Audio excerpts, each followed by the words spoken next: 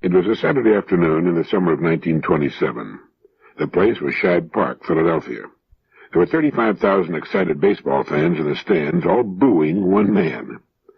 Bob Grove, who was probably one of the greatest left-handed pitchers of all time, had just struck Babe Ruth out on 3 pitched balls for the second consecutive time, and 2 runners were left stranded on base. As the great slugger returned to the bench amidst the wild and abusive jeering, he looked up into the stands with an unruffled smile, just as he had the first time he struck out, gave his cap a polite little tip, stepped down into the dugout, and calmly took his drink of water. In the 8th inning, his turn came up again. This time the situation was critical. The Athletics were leading the Yankees 3-1. The bases were loaded, and there were 2 out. It was up to the great Babe Ruth to win the game or lose it. As he selected his favorite bat and started toward the plate, the crowd rose in a body as if by signal. The excitement was tremendous. The crowd wanted Babe Ruth to strike out again. Lefty Grove rifled the first blazing fastball over the plate. Ruth swung and missed. The next pitch was good, and Ruth swung so hard and missed that he staggered and went down. There was a cloud of dust as the big guy sprawled on the ground. The crowd was going mad. The Babe got to his feet, brushed the dust off his trousers, and got set for the next pitch. Grove delivered the fastball. So fast, few of the fans even saw it. Babe swung again, but this time there was a crack like a rifle shot. The ball soared high and far. It cleared the scoreboard and the houses across the street, one of the longest hits ever made in baseball history. As Babe Ruth trotted around the bases and across the plate behind the other runners with what proved to be the winning run, he received a wild ovation from the crowd, the same crowd that had been booing him all afternoon. Babe looked up into the stands, doffed his cap with that same little smile and the same expression on his face, exactly like the one he wore on his first 2 trips when he had taken the razzing. Now, later in the season, after the Yankees clinched the pennant, Grantland Rice interviewed Ruth. Babe, he asked, "What do you do when you get in a batting slump?" And Babe answered, "I just keep going up there and keep swinging at 'em. I know the old law of averages will hold good for me, the same as it does for anybody else, if I keep having my healthy swings. If I strike out 2 or 3 times in a game, or fail to get a hit for a week, why should I worry? Let the pitchers worry. They're the guys who are going to suffer later on." Babe Ruth's unshakable faith in making the law of averages work for him enabled him to accept his bad breaks and failures with a smile. Now, this simple, common-sense philosophy had much to do with making him baseball's greatest showman, biggest box-office attraction, and the highest-paid ball player of all time. He had his faults, like the rest of us, but his faith in the law of averages made him great. Now, there's a lesson there for all of us. Babe Ruth hit 851 home runs, as we all know. He struck out 1,330 times. But we don't think about his failures, and neither did he. He kept swinging and knew that the law of averages would take care of the rest. Well, how about you? I think that's another important principle that we might keep in mind, how the law of averages will work for us if we'll stay in there and if we'll keep swinging. We know that one of the most valuable attributes an adult can have is persistence. And a DePaul University psychologist, Dr. Glenn D. Jensen, has found that the best way to develop persistence in a child is to permit him to fail regularly. When we see a young child trying to do something and finding it difficult, and realizing how simply we can help him finish what he's trying to do, we have an almost overwhelming impulse to give him a hand. If we do this too often, it can be a mistake. In the tests conducted by Dr. Jensen, youngsters aged 3 to 9 years were tested in a room equipped with levers and knobs. They learn after a few minutes that twisting one of them will produce marbles, which will be exchanged for pennies. Now, some of the children are purposely spoiled, get marbles every time they twist the knobs. Others get marbles only after a number of knob twists. Then Jensen cuts off the marbles entirely and begins measuring the children's persistence. Now, white rats also are used in the experiments. The psychologist divides the white rats into 2 groups, those to be spoiled with kindness and those to be disappointed. Now, those to be spoiled are placed in a small cell with a single bar, which, when pressed, produces a tiny pellet of food. The second group finds it harder to come by. The first time they press the bar, it produces, but the next pellet comes only after 5 presses. Then this is raised by geometric progression to 10, 20, 40, 80, and 160. The graphs show that the spoiled rats lose heart quickly when they discover that they will not get food each time. But the frequently disappointed rats keep at it. It seems that the reaction of the children is just about the same as that of the rats, which all goes to prove, what you probably knew already, that a life full of rewards is less a spur to sticking with the job than if it's interlaced with disappointment. When asked if young humans act like laboratory animals in these tests, the university said the answer seems to be yes. So it would appear then that the wise mother or father is not the one who says, "Here, let me help you with that," but instead understands the importance of failure. Failure keeps us trying. Easy success tends to cause us to give up the first time that we're faced with a job that takes persistence. Now, this is probably why the most popular sports and games are those most difficult to master. This must be why millions of men go back to golf each year, knowing that it's one of the most difficult games to get good at. The same would apply to the universal popularity of tennis, bridge, marriage, politics, and statesmanship. But the purpose in my mentioning these tests with youngsters and white rats, if you can forget the invidious comparison, is that we need to fail if we're to develop persistence. And maybe we shouldn't be so quick to give the kids a hand when they find themselves stumped on a problem. A bright, personable young man had been offered the opportunity to work for a highly successful, well-established manufacturing company. He saw the personnel director, talked with other officers of the company, and finally requested an interview with the company's president and chairman of the board. And this is how the president himself tells the story of what happened. The young man said he was considering an offer to join our company. He wanted to be certain he was making the right lifetime choice, and he felt he had a right to research this question right up to the chairman of the board. He was intelligent, ambitious, and appeared to have good potential for growth. In fact, the company president went on to say, "I caught myself speculating as to whether or not he might run the company in 20 years. However, his line of questioning was disappointing. It suggested that his goal was personal security and not opportunity. He was interested not in our problems and probable growth, but in our rate of employee turnover, in our fringe benefits, and in our pension plan, to a point where it became apparent to me that he wanted to spend his working days in an atmosphere of maximum personal security, and not in a dynamic environment of exploiting our opportunities. I felt I had an obligation to place this matter in focus, and he appeared shocked when I told him that I was sure he could not find security in our company, because I'd been looking for it for some time and couldn't find it myself. I told him that it was frequently necessary for us to make major strategic decisions with respect to product, key personnel, pricing, expansion, and the like, and that despite our excellent staff, our sound product position, and our financial strength, a major error could relegate all of our personal security programs to the ash can. I reminded him, for example, that products can be obsoleted by research and invention, conducted in some remote basement in the world, which would have the effect of rendering unnecessary our plants, facilities, personnel, even management. I also reminded him that this not only could happen, but has happened many times.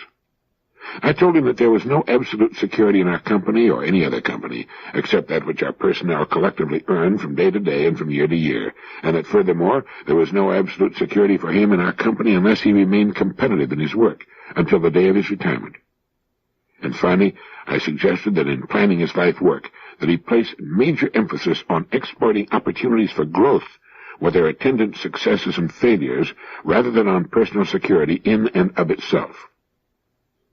Well, unfortunately, he behaved like the young man reported in the Gospel who asked the Lord what he might do to gain eternal life. When he heard the answer, and considering it too hard, he silently went away. Morbid emphasis on personal security generates a certain myopia, a dedication to the status quo, resistance to change, and the rejection of opportunities for personal growth with their associated risks and rewards because there might be a finite chance to fail. And he closed with this thought: I've learned over the years that preoccupation with security breeds insecurity, and that security, like happiness, most often eludes those who pursue it the most. Paradoxically, security most often comes to him who in life assumes the risks of insecurity. The other day in a taxi, I felt amusing about the story, a Connecticut Yankee. Maybe you're old enough to remember the movie with Will Rogers. In the story, he's struck by lightning or some such thing and finds himself magically transported back in time to the days of King Arthur and his Knights of the Round Table. And I began trying to think of something I could teach the people if the same thing happened to me. And it poses an interesting question. If you were suddenly transported back in time, say 1,000 years, what could you teach the thinking people of that time? You would know So much that they still hadn't dreamed of: the airplane, an automobile, electricity and a telephone, printing, gunpowder, atomic energy, the steam engine, the propeller. If you were taken back to the year 1000 A.D., what could you teach them? For one thing, it'll make you realize how little you really know. However, if you could manage to keep from being burned as a sorcerer, the wise men of the time would make pilgrimages to see you and ask thousands of questions. You would be the most famous person on earth and the most celebrated. You'd be 400 years ahead of Gutenberg in his discovery of movable type and printing, 600 years ahead of Galileo, 500 years ahead of Columbus. But with all of your knowledge of our modern world and its thousands of wonders, what could you show them how to do? The aspirin tablet, the first real wonder drug and painkiller, would have been an unbelievable boon to them in their suffering. Could you show them how to make it? How to mix saltpeter, charcoal, and sulfur to produce gunpowder? How about the steam engine? Could you show them how to make one? Or a simple electrical generator? Or how to make wire? Could you make a clock? Or a still to refine kerosene and gasoline from crude oil? We know so much about so many thousands of things, but with the exception of our specialty, we'd be hard-pressed to teach them how to really make much of anything. Some of our scientists could, but it is said that there's not a man alive in the world today who could single-handedly put together an operating automobile starting from scratch. Now, this makes for a fascinating conversation. You can try it with your family at dinner. The kids will love it. It makes them realize how interdependent we are, that we couldn't do a thing without the help of thousands, millions of other people. Everything we have comes from other people. We didn't have to build our own home or make the family car or cut wood for the fire or haul water from the well or grow our own vegetables, raise our own chickens or livestock, or make our own clothes or furniture and cooking utensils, write and print our own books and newspapers, or even provide for our own entertainment. And the most interesting discussion can center around what we know enough about to teach to others if we should suddenly find ourselves without the help of our modern society, without modern medicine and dentistry, communication and transportation, educational facilities and modern utilities. I was reading that great little book, The Ever-Present Past, by the late Edith Hamilton, certainly one of the greatest ladies who ever lived, and I came across something I thought you'd like. When I read educational articles, she wrote, it often seems to me that the purely personal side of education is not emphasized enough. The fact that it's so much more agreeable and interesting to be an educated person than not. The sheer pleasure of being educated does not seem to be stressed anymore. Once long ago, I was talking with Professor Basil L. Gildersleeve of Johns Hopkins University, the greatest Greek scholar our country has produced. He was an old man, and he'd been honored everywhere, in Europe as well as in America.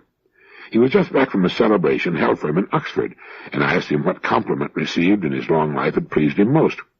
The question amused him, and he laughed over it, and he thought too, and finally he said, well, I believe it was when one of my students said, Professor, you have so much fun with your own mind. Robert Louis Stevenson said that a man ought to be able to spend 2 or 3 hours waiting for a train at a little country station when he was all alone and had nothing to read, and not be bored for a moment. What is the education which can do this? What is the furniture which makes the only place belonging absolutely to each one of us, the world within, a place where we like to go? I wish I could answer that question. I wish I could produce a perfect decorator's design warranted to make any interior lovely and interesting and stimulating, but even if I could, sooner or later we would certainly try different designs. My point is only that while we must and should change the furniture, we ought to throw away old furniture very cautiously. It may turn out to be irreplaceable. The world within, a place where we like to go. How about that? That's the aim of education, and it should be the aim of every person, to make his world within a place where he likes to go. And what about Robert Louis Stevenson's comment that a person ought to be able to spend 2 or 3 hours waiting for a train at a little country station when he's all alone and had nothing to read, and not be bored for a moment? Stand some evening in a big city at 5 o'clock and watch the faces of the scrambling, frenetic crowd, people hurrying home, trying to shorten the time they're left to their own devices and their own thoughts. But they are not our problem. We are our problem. Our own inner worlds are our problems. How's yours? Edith Hamilton was right. The purely personal side of a good education, an education available to every one of us, is not emphasized enough. Not enough of us understand the fact that it's so much more agreeable and interesting to be an educated person than not. We should all be concerned every day with the furnishings we're selecting for our inner worlds. A poet hundreds of years before Plato said, "Before the gates of excellence, the high gods have placed sweat. Long is the road thereto, and steep and rough at the first, but when the height is won, then there is ease." My old friend Dr. L.D. Pankey of Coral Gables, Florida, recently returned from a trip through the Orient. All the time he and Betty were abroad, they kept me up to date on their travels with the unique and interesting newsletter they send back to their stay-at-home friends whenever they're traveling, which is, well, for a couple of months every year. I received a letter from him the other day asking me when I was going to come down to Florida and join him in some bone fishing in the Keys. In answering his letter, I remembered something that had happened in his office many years ago that had made a deep impression on me. I was looking at a picture of one of the classes that he conducts each year for men of his profession from all over the world. And in studying the photograph, I realized that I was seeing some of the same faces I'd seen in other photographs of earlier classes he'd held. So I said, "I noticed many of the same people took your course this year who took it a year ago. What did you teach this year that you didn't teach last year?" And his reply surprised me. He said, "Nothing. I teach the same thing every year, not only in this country but abroad as well. Oh, I add to it each year as I learn new things, but basically it's the same course every year." Well, I was amazed. "Do you mean you teach the same things to the same people all over again?" "That's right," he answered. And seeing my surprise, he laughed and asked me a question that stopped me completely. He said, "When you find your golf game isn't as good as you'd like it to be, or suddenly find the ball isn't going where you want it to go, and you can't put your finger on what's wrong, what do you do?" I told him, "Well, I go back to the pro for some lessons." And he said, "That's right. And what does he teach you? Does he teach you something new about the game, something you didn't know at some time before? Or does he merely remind you once again of the basic fundamentals, which, if you'll but be guided by them, will result in your getting the kind of score you'll be happy with?" Well, he had me, and it made me remember the old saying that we need reminding as much as we need educating. That's why these principles are so important. It applies to becoming good at anything. It's as important to living successfully as it is to playing a satisfactory game of golf or practicing medicine or dentistry. We need to be reminded from time to time, and the more regularly the better, of the basics, the fundamentals upon which everything else is built. The good home may look different from all the other homes on the street, but its foundation followed the rules for any good foundation, and so did its construction. Do it right the first time, and it'll stand for as long as we need it.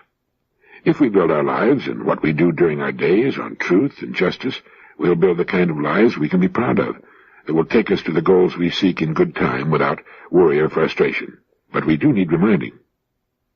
You might remember that bit about the golf pro. He doesn't teach you anything new, but he reminds you of some of the basics you've forgotten and helps you rid yourself of some bad habits. No matter what it is a person does, if he does it too long without a break of some kind, he's apt to get off the track. He loses his objectivity.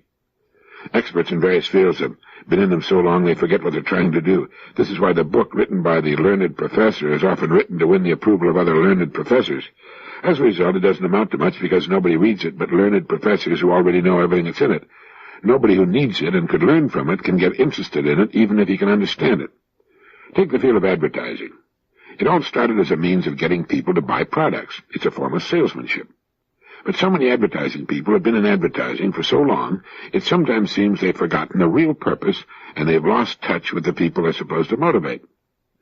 Whit Hobbs, Senior Vice President in charge of creative services at Benton and Bowles, made a speech some time back, in which he urged a return to honest fundamentals, and he asked his audience if, when they sit down to write or judge an ad, they set their standards as high as they could and should be. He said, "You say to yourself, if this doesn't sell me, excite me, arouse or amuse or interest or challenge or help or befriend me, how the heck is it going to sell other people?" He said that other people aren't different. He said they're smart like you, and savvy and hurried and harried and concerned and confused, just like you. Too many kids, not enough money, worried about crabgrass and Congress and college and communists and constipation. Their upper sinuses are clogged, and so are their septic tanks, just like yours. He said they're great people, just like you. Get to know them better. You can't help liking them. Stop feeding them pap. They've outgrown it years ago. Start talking up to them. That's the way they want to be talked to. Stop beating them over the head. Stop boring them. He said, give them bright, bold, friendly, helpful, challenging, entertaining advertising that customers like. From you and me, he went on to say, with regard to advertising, they want friendship and understanding and sympathy and help. They want quality, quality, quality. Why don't we give it to them?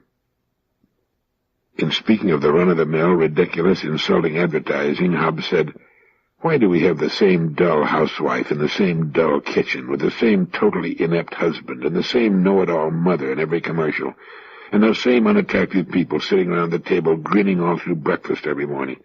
Where do we find people like this? People so stupid they can sit there and eat a whole meal and not even know there's an announcer standing right there in the room with them. Where do we find those models in car ads, those tall, gawky, empty-headed, flat-chested girls standing there with silly, gaudy clothes on and plumes in their hair and feet spread way apart like they had an itch, staring adoring at the new car? Why don't we try to win customers instead of prizes? It's true. Spend too much time doing the same job, and if you don't get off once in a while and take a good, long, objective look at what you're doing, you can lose touch completely, get completely off on the wrong track. The last couple of days I've been reading a book that's been in my library for many years. It was written, I believe, in 1935 and is possibly now out of print. It's Man the Unknown by Dr. Alexis Carrel, the great Nobel Prize-winning physician who died in 1944. He writes that the happiest and most useful men consist of a well-integrated whole. This would also apply to women, of course. Consist of a well-integrated whole of intellectual, moral, and organic activities.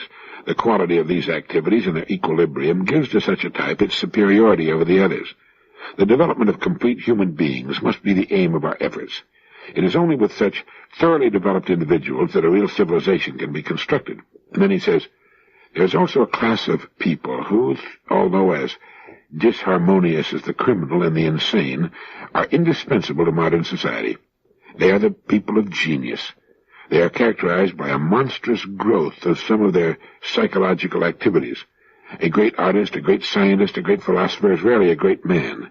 He is generally a man of common type, with one side overdeveloped. Genius can be compared to a tumor growing upon a normal organism. And these ill-balanced beings are often unhappy, but they give to the entire community the benefit of their mighty impulses. Their disharmony results in the progress of civilization. Humanity has never gained anything from the efforts of the crowd. It is driven onward by the passion of a few abnormal individuals, by the flame of their intelligence, by their ideal of science, of charity, and of beauty. Interesting thought, isn't it? The happiest and most useful people consist of a well-integrated whole. These are those beautifully balanced people with good or even fine minds, great interests in a wide variety of pursuits, who are, as a result, seldom bored, seldom depressed.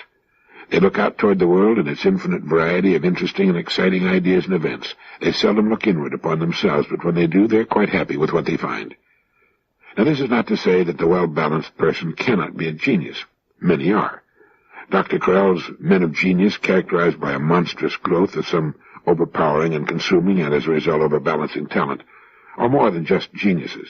He's writing about the great artists, the great scientists, and the great philosophers who appear on the world stage so rarely. In these people, it seems that all the strength-giving alloys have been withheld, leaving only the rare and pure single metal of their makeup. And while they shine like the rare stars they are because of their purity, they suffer terribly from their lack of wholeness. Whenever they step off the one substance that gives meaning to their lives, they must fall into the chasm caused by their lack of footing in every other direction. But while I'm sure they suffer, they must also know a corresponding joy and elation at times, far above anything enjoyed by their well-balanced and generally happier brothers. And they do drive humanity onward. The development of complete human beings must be the aim of our efforts, and a good place to begin is with ourselves. And it's good to go back sometimes to the old books in our old libraries. Mr. Frederick C. Decker, publisher of Printers, Inc., gave some wonderful advice in his fine magazine some time back to all of us who are engaged in business, to all humans, in fact, who work. It appeared in his editorial called A Publisher's View and was titled, Why Are You in Business? And it goes like this. If someone abruptly asks you, why is your company in business, what would you say, and how long would it take you to say it? Unless you're different from many people I know, your first reaction to such a question is apt to be a near total loss of words, and your second one is just as apt to be a series of attempted answers that you will reject one by one as either wholly inadequate or so involved that you'll want to withdraw them until you can sharpen them up. If you don't believe this, assume I'm asking you right now why your company is in business, and then sit back and see how fast you can produce an answer with which you're thoroughly satisfied. A marketing manager and his agency account executive got together just the other day to see if they could agree on some basic approaches to their next year's advertising campaigns. After several hours of putting a lot of divergent ideas on the table, they suddenly realized they had no simple, common base from which to start. Then the marketing manager said, "What is my company really trying to do in this world?" A good many hours later, they had an answer they were both sure was right, and they had boiled it down into easily understandable words. And now, they tell me, they're off and running with more ideas for next year than they know what to do with. For the first time, they both have a clear idea of what they basically have to sell. The bigger and more diverse your company becomes, the tougher it is to remember that once upon a time it had a very simple reason for going into business. Yet that simple reason is the cornerstone of its growth and success, and the bigger your company is today, the sounder that reason undoubtedly was. Thus, there really isn't any substitute for making sure you know why your company is in business. And once you do know and have clarified your thinking so you can tell anybody why, you'll be pleasantly surprised how much easier it is to advertise your company's products, convincingly and well. Why is your company in business? If you're sure you know and can say why clearly and memorably, sit right down and write an advertisement for any product your company makes. I almost guarantee you'll be very pleased with the results. Thank you, Mr. Decker. Well said as usual. You know, this is really all we need from time to time. A reminder to turn to basic fundamentals, to our beginnings. Think how clean and stripped of absurdity and circumlocution this kind of thinking could make the ads we see and hear. Think how honestly this sort of thinking could cause the ad to strike the eye and the ear. I think Mr. Decker's editorial should be tacked to the wall over the desk of every copywriter and probably every company president. You know, Emerson said one time, they use the superlative of grammar, most perfect, most exquisite, most horrible, not perceiving that superlatives are diminutives and weaken, that the positive is the sinew of speech, the superlative, the fat. This morning in a taxi on my way to the office, I experienced a curious sensation. For no particular reason, I saw myself in the great city in which I live in relation to future time. As the skyscraper in which I have my offices came into view, I pictured its location 5,000 years from now, after the entire city will have been torn down and rebuilt, perhaps 50 times or more. I saw myself and the teeming thousands on the street as ancients living in a distant and barbaric past, as we will appear in the ancient history books, if they still use books 5,000 years from now. I saw us as we are today, as the ancient Greeks and Romans and Egyptians must have seen themselves just a short 2,000 or so years ago. Surely the Egyptians of 5,000 years ago felt that their society had reached its virtual peak. The Great Pyramid of Cheops was built more than 2,500 years before the birth of Christ. The speeding automobiles, trains, and airplanes in which we ride today will be as rude and ludicrous to our progeny 5,000 years from now as the chariots of the ancients appear to us today. World War II will be as primitive and distant, and to them as ridiculous, as the conquering invaders from Anatolia and the rise of Mycenae, as the legends of Homer are to us today. As we study the Bronze Age, their children and historians will study us, the Atomic Age. They'll shake their heads and smile and look with horror and unbelief upon our antics, our inhumanity, and they'll marvel at our ingenuity, too. Einstein will be as famous then as Archimedes, Copernicus, Galileo, and Newton are to us. They'll still read about Thomas Edison and Benjamin Franklin and Abraham Lincoln as we read about Plato and Julius Caesar and Alexander. But try to project yourself forward in time 5,000 years, and from that lofty vantage point look back at us here today. With the miracle of your mind, get in your own time machine and move ahead 50 centuries, and try to visualize our world as it will be then. Lean back in your easy chair of the year, let's round it out, the year 7000, and from that place in time view your present problems. Look at the way you're doing things, the way you're raising the kids and doing your job. Look at the petty problems that beset you now, the things you're worrying about today. They'll have a tendency to fade right out. And while you're at it, try to imagine what the schools will be like, the homes and clothes. Will men still work, or will machines do all the work while men amuse themselves?